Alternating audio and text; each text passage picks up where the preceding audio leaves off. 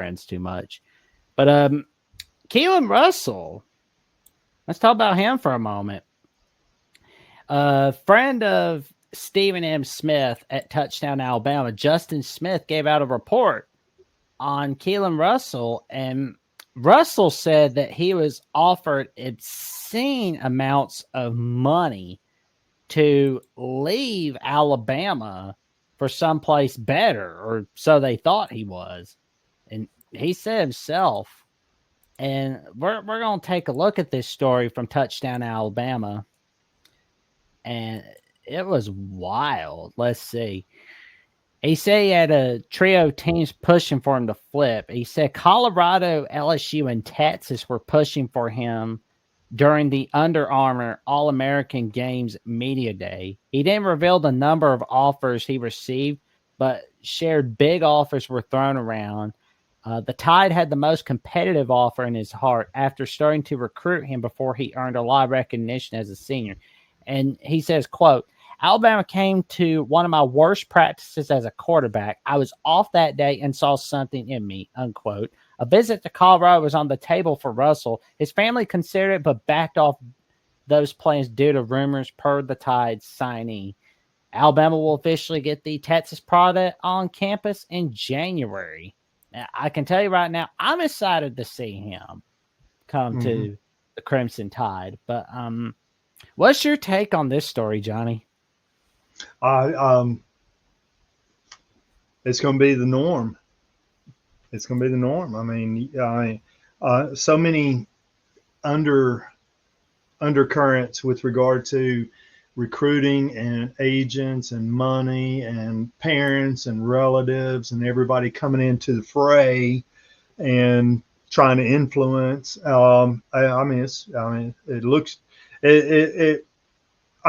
But obviously, if you have any common sense, this is where it's going. I mean, we've got 18-year-old. We're back to, the Pony Express with Eric Dickerson, okay, and Craig James. And, of course, we're going to use that as the example, but it was going on everywhere. And, getting a car and how, well, yeah, what do you want? There was that old 70s movie. It was called One on One, and it instead of using football, it used basketball. And okay, to come here, what do you want? Oh, I want a car. I want this. I want that, and everything. And so it's going to be different. It's going to be harder to track, with the internet and trying to, people, so many, connections and that kind of stuff. But I mean, it's not good. Not good. It's not honest. Not honest. I mean, who's offering me this? It's kind of back in the old days. It was behind the scenes with regard to what they were offered. Okay. Today, now it's out front.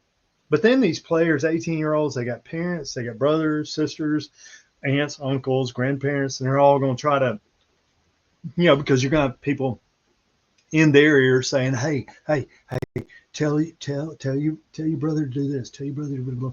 Yeah, I mean, it's just now it's just out in the open. It's free reign, open season. And so but I'm gonna tell you, the Michigan guys last week, TJ and Michigan's guys last week, John D'Animo. Yeah, John, they were right. I mean, you got to sign a contract. I mean, I agree with them. I was like, dang right, sign a contract. You're going to do all this kind of stuff and everything, and it'll let all this in the background influence your decision.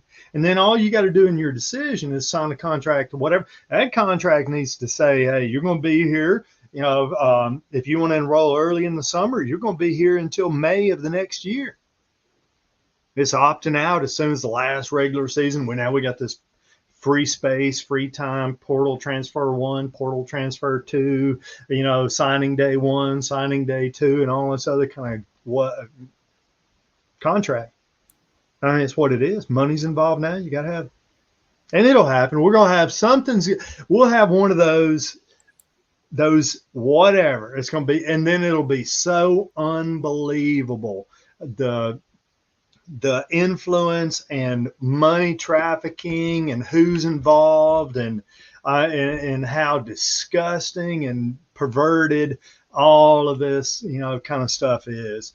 I mean, who knows? I mean, back, who knows where, don't, but it's going to be money. It'll be cars. It'll be neighbors, brothers, sisters, aunts, grandparents, probably hookers and prostitutes and all that kind of stuff. I hate to say it, but come on, let's be. I mean, if I were an 18-year-old and I was hearing like, oh well, no, Jack, it's going to be they're going to hit the 12 and 13-year-olds. You understand what I'm saying? Yeah, if you're 12 and you're I was 6'6", hearing, I'm like, that's nuts. That's where I'm going, how salacious, how crazy it's going to be. It's going to be a 12, 13, 14, and it's going to be, put out there, prostituted out there and whatever. It's crazy. Yeah. I mean, it's going to be the most, whatever, 30 for 30, ESPN, whatever, Dateline, 60 Minutes. It's going to be, there's going to be an episode. I don't know which team it's going to involve.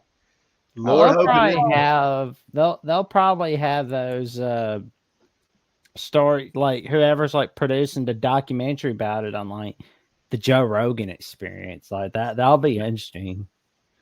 Oh yeah, and they'll be all tell their part of the story and get on whatever and get paid. Yeah, I don't know. I give how long? 5 years, 6. Oh yeah. Yeah. Yeah, it's like I hear about it at least once every 2-3 years. Oh well, we're recruiting this 8th grader. Like this team's gonna get this 8th grade. I'm like, that's. And here's the thing: they're gonna get away with it now. They're gonna get away with it now. Next couple of years, and then it's gonna take about 2 or 3 FBI, CIA. I wouldn't trust the NCAA investigating jack, squat. Put the old Chris, Farley, jack squat. Anyway, and so in 5 years, 6 years, we'll hear the most mind-boggling story ever. Yeah, it's insane. And we'll laugh. We think Craig James and Eric Dickerson that's a joke, man. That's a joke. We gave them the death penalty. Craig James sucks. Yeah. But that's why he's irrelevant now. So yeah, because of his sucky attitude. Yeah.